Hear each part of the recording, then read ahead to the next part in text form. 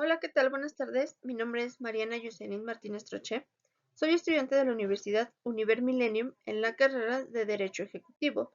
Actualmente estoy cursando el séptimo cuatrimestre y estamos con la materia de práctica forense en Derecho Penal.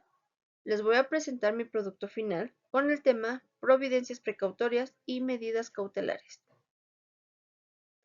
El nuevo sistema de justicia penal tiene como una de sus finalidades el fortalecer los derechos de la víctima y ofendido, operando una mejor defensa, la cual va dirigida a la protección de la misma. Esto se da debido a que las víctimas muchas veces quedan expuestos a una doble victimización. En primera, por los mismos delincuentes al cometerse el hecho delictivo, y en segunda, por parte del mismo sistema de justicia al generar temor en las víctimas o ofendidos una vez que se han denunciado los hechos. Inclusive, esto se da por parte de los mismos familiares de los delincuentes, los cuales atemorizan a las víctimas para que éstas no denuncien o no sigan con el proceso. Es por eso que es importante el hecho de establecer medidas de protección y providencias precautorias que permitan una seguridad a la víctima y asimismo se les sean pagadas las reparaciones de daños. El objetivo del proceso penal es establecer todas aquellas normas que habrán de obstaculizar la investigación, el procesamiento y la sanción del delito para esclarecer los hechos, proteger al inocente, evitar la impunidad y lograr la reparación del daño. Bajo esta tesitura, entendemos que el Estado tiene un doble deber. Por un lado, tiene la obligación de cooperar con la Administración de Justicia en los procesos penales cuando haya presenciado o tenga conocimiento de un hecho delictivo, y por otro lado, que la víctima tenga garantizada la protección hacia su persona, su familia y sus bienes. El siguiente trabajo tiene como objetivo conocer aquellas normas que se encuentran dentro del Código Nacional de Procedimientos Penales, las cuales garantizan la protección de los derechos de las víctimas, el pago de la reparación de daños por medio de providencias precautorias, las medidas de protección y medidas cautelares pertinentes.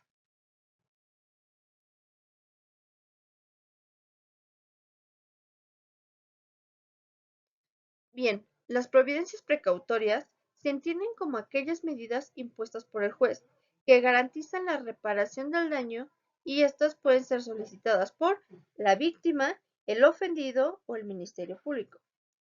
Según lo correspondiente al capítulo primero del Código Nacional de Procedimientos Penales, las providencias precautorias son una estrategia del legislador para garantizar, primero, la presencia del imputado en el juicio y segundo, para garantizar el correcto desarrollo del proceso, restringiendo así temporalmente la libertad del imputado y haciendo que este también tenga la obligación del pago de la reparación del daño.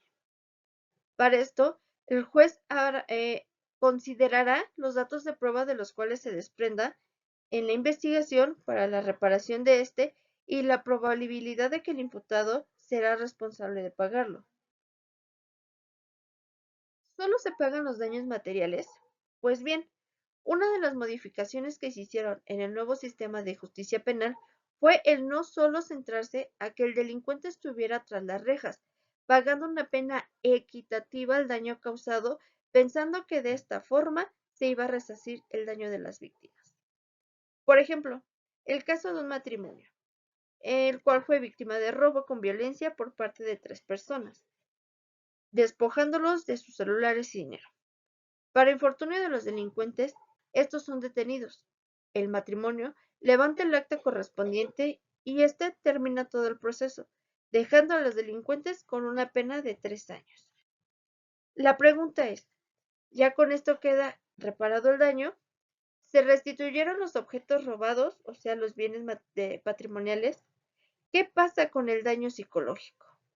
Pues bien, en esto justamente consiste la justicia restaurativa. Por un lado, garantiza al imputado la presunción de inocencia, respeta el derecho a una defensa técnica y adecuada desde el primer momento.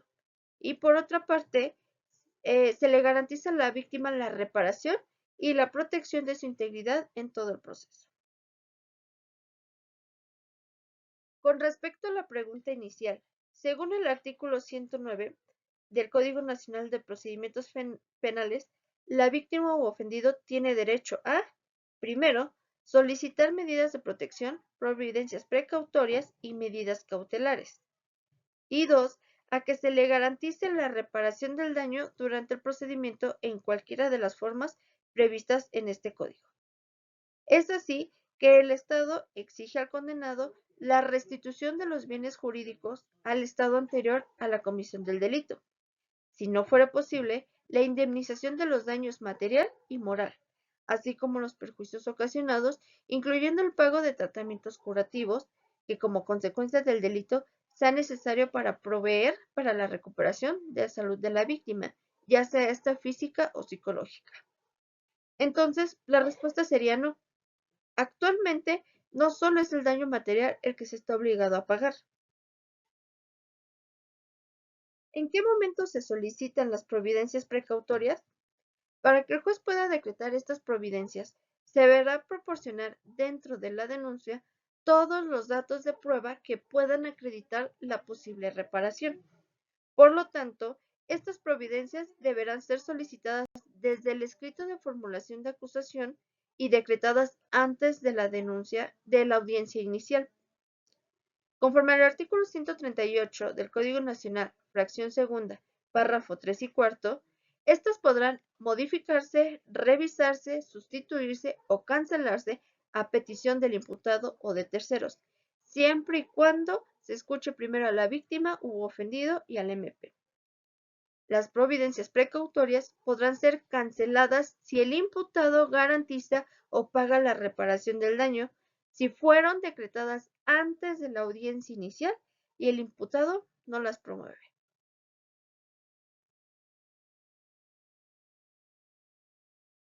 ¿Cómo se garantiza la reparación del daño? Pues bien, volviendo a nuestro artículo 138 del Código Nacional, que a la letra menciona que para garantizar la reparación del daño, la víctima, el ofendido o el MP podrán solicitar al juez las siguientes providencias precautorias. Primero, el embargo de bienes y segundo, la inmovilización de cuentas. Las providencias precautorias se harán efectivas a favor de la víctima u ofendido cuando la sentencia que condena a reparar el daño causa ejecutoria, es decir, que no se admite recurso judicial alguno.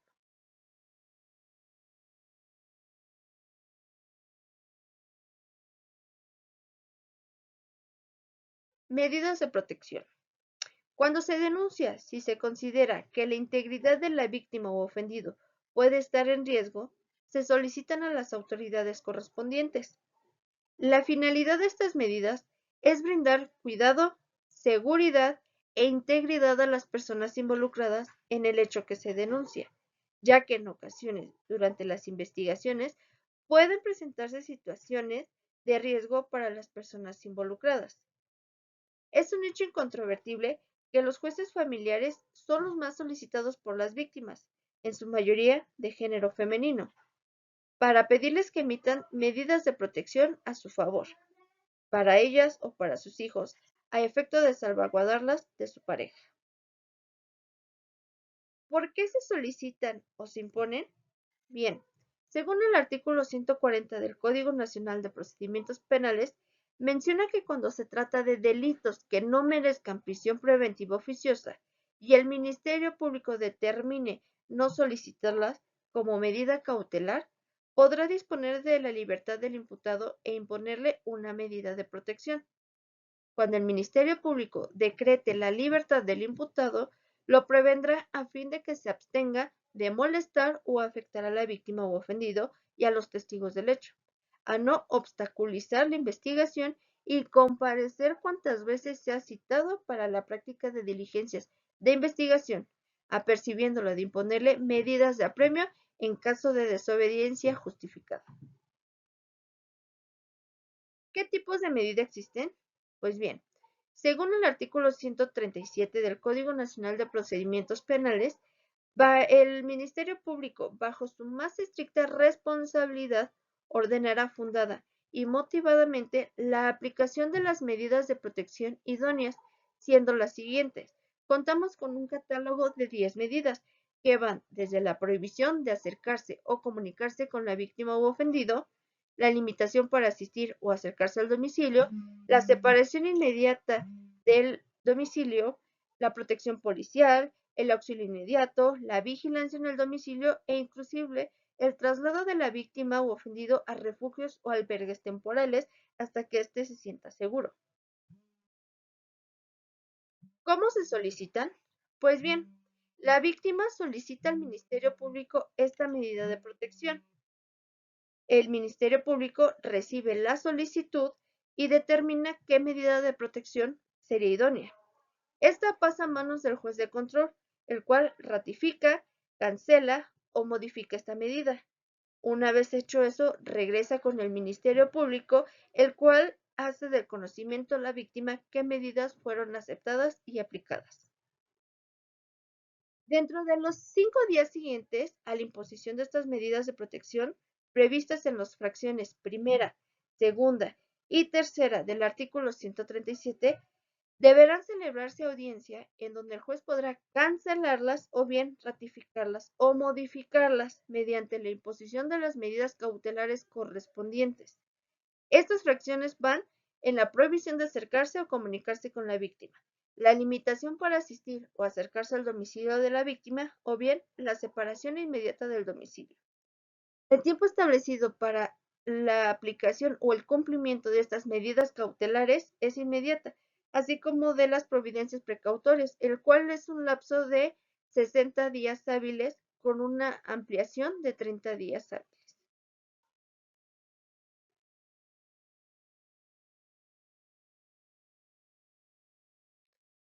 Las medidas cautelares imponen limitaciones del derecho a la libertad personal reconocido en el ordenamiento jurídico para asegurar al imputado en el proceso penal, garantizar la seguridad de la víctima u ofendido o del testigo y así evitar la obstaculización del proceso. Estas medidas pueden ser restrictivas o privativas de la libertad y serán impuestas mediante resolución judicial. Para imponer una medida cautelar, deberán existir antecedentes que justifiquen la existencia del hecho señalado, que permitan presumir fundadamente que el imputado ha tenido algún grado de participación en el mismo para aplicarla, o en su defecto, haber desobedecido una medida de protección. ¿Quién puede solicitar estas medidas? Como menciona el artículo 154, el juez podrá imponer medidas cautelares a petición del Ministerio Público o de la víctima u ofendido. En caso de que el Ministerio Público, la víctima, el asesor jurídico u ofendido solicite una medida cautelar durante el plazo constitucional correspondiente a 72 o la amplitud a 144 horas, dicha cuestión deberá resolverse inmediatamente después de formulada la imputación. Para tal efecto, las partes podrán ofrecer aquellos medios de prueba que fueran pertinentes para analizar que la medida solicitada es idónea, siempre y cuando la misma sea susceptible de ser desahogado en este lapso constitucional. Un ejemplo. Por lo regular, este tipo de medidas, como ya se mencionó, se da más frecuentemente en el ámbito familiar, suponiendo sin conceder que María denuncia a su marido por violencia de género.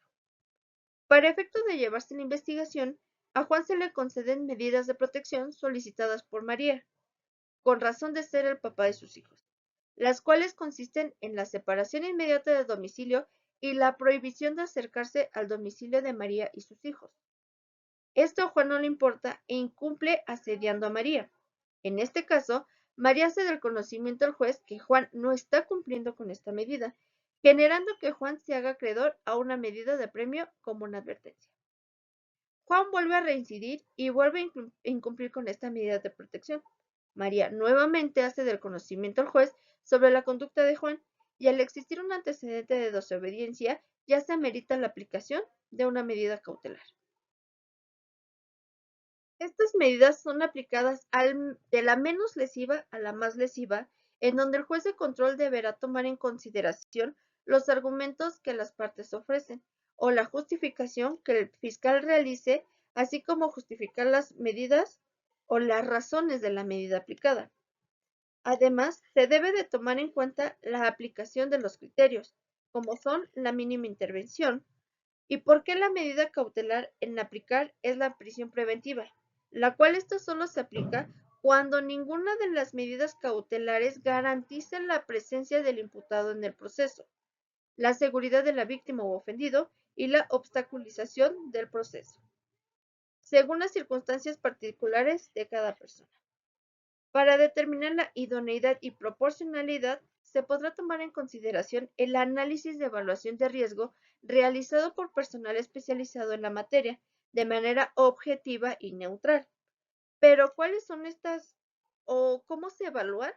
Pues bien, se hace un test de proporcionalidad, la cual tiene 4 puntos: la finalidad, la idoneidad, la necesidad y la proporcionalidad.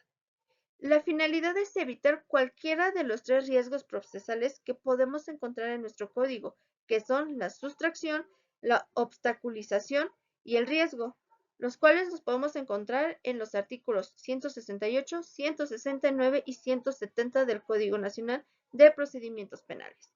La idoneidad, que es la de toda la lista de medidas que tenemos, ¿cuál es la mejor? ¿Cuál es idónea? La necesidad: es necesario implementar esta medida y, como lo mencionamos, justificar el por qué. Y proporcionalidad: identificar si es proporcional para el fin y para la persona. ¿Qué tipos de medidas cautelares encontramos? Pues bien, en nuestro artículo 155, el juez podrá imponer de las siguientes medidas a petición del Ministerio Público o del ofendido, que van, como mencionamos, desde la menos lesiva hasta la más lesiva, la cual va desde la presentación periódica ante el juez o ante autoridad distinta que se designe, la exhibición de una garantía económica, la prohibición de salir sin una autorización previa, la inmovilización de cuentas, hasta la más lesiva, cual más bien, que es la prisión preventiva, como ya lo habíamos mencionado. ¿Quién impone estas medidas? Las solicitudes de las medidas cautelares serán impuestas por el juez de control en audiencia y en presencia de las partes. El juez de control podrá imponer una de las medidas cautelares o combinar varias de ellas, según resulta adecuado al caso, o imponer una diversa a la solicitada, siempre que no sea más grave. El Ministerio Público podrá solicitar la prisión preventiva, la cual no podrá combinarse con otras medidas, salvo el embargo precautorio y la inmovilización de cuentas. En ningún caso, el juez de control está autorizado a aplicar medidas cautelares sin tomar en cuenta la finalidad de las mismas, ni aplicar más graves que las que están presentadas en este código.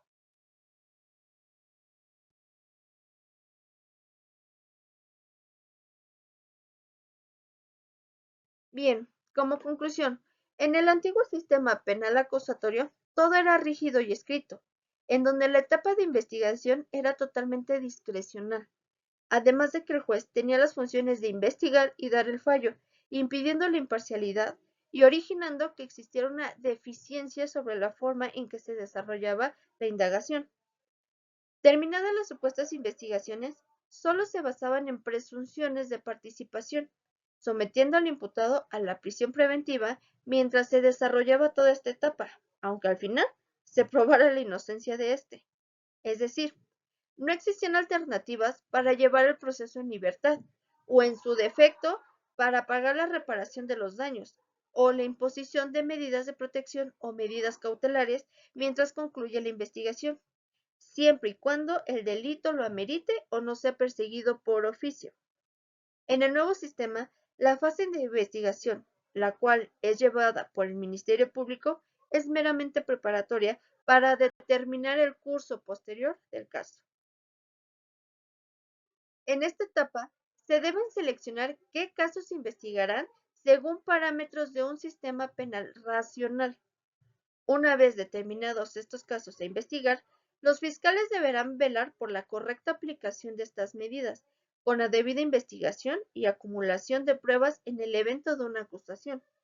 Ahora bien, como mencionamos al principio de las providencias precautorias, Anteriormente, la víctima solo era abordada de manera marginal y con poca participación en el proceso, pues ésta solo se limitaba a la de un testigo para el esclarecimiento de los hechos, quedando la reparación del daño sujeta a la decisión judicial sobre la existencia legal del delito. Es decir, que si existía la posibilidad del pago de la reparación del daño, ésta se obtenía varios años después de la comisión del delito, dejando a las víctimas en un segundo plano. Una de las grandes maravillas con este sistema es que ya se puede solicitar la reparación del daño desde el momento de la denuncia, por medio de providencias precautorias, que ojo, no nos confundamos, una cosa son medidas cautelares y otra cosa son las providencias precautorias. Estas últimas son una mera garantía para el pago de la reparación del daño, mientras que las medidas cautelares se establecen para asegurar los fines del procedimiento. Bien, podemos concluir que es de suma importancia que como operadores del derecho, en primera, debemos conocer y entender cada una de las etapas que se llevan a cabo dentro del proceso penal. Segundo, saber manejar y conocer la diferencia de cada una de las alternativas que nos pone a disposición nuestro sistema penal y sobre todo, saber en qué momento deben de ser exigibles y aplicables. Tercero, y como argumento final, depende de nosotros como futura generación de abogados la debida aplicación de este sistema. Ahora surge la interrogante, ¿se logrará? Por mi parte es todo, espero que haya sido de forma explicativa y entendible el tema que abordé. Muchas gracias.